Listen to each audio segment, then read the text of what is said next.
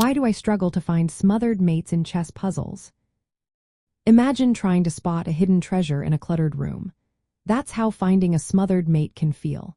It's a checkmate pattern where a knight delivers check to a king that's completely surrounded by its own pieces. The king is trapped in a corner or along the edge, with no escape squares because its own pawns and pieces block all paths.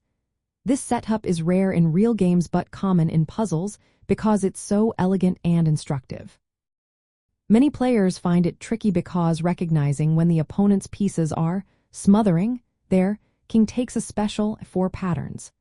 You need to see how the enemy's pieces are awkwardly placed, often after forced moves or sacrifices by the attacker.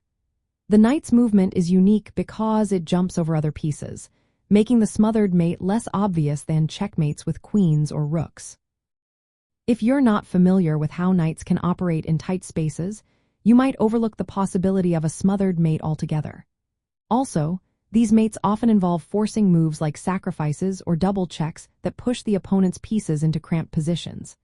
Visualizing these sequences can be complex, especially under time pressure or without specific practice. The most famous example is Null Legacy, where a knight checkmates a king trapped by its own rook and pawns. But smothered mates can happen in less obvious spots too, which makes spotting them harder unless you're actively looking for this pattern. To get better at finding smothered mates, study classic examples and their typical setups. Focus on knight maneuvers and forcing moves like sacrifices or double checks.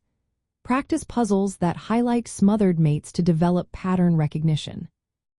Pay close attention to how the opponent's pieces are arranged around their king, especially if they seem cramped or unable to move freely. Remember that knights can jump over pieces and deliver checks that other pieces can't, which is key to executing a smothered mate.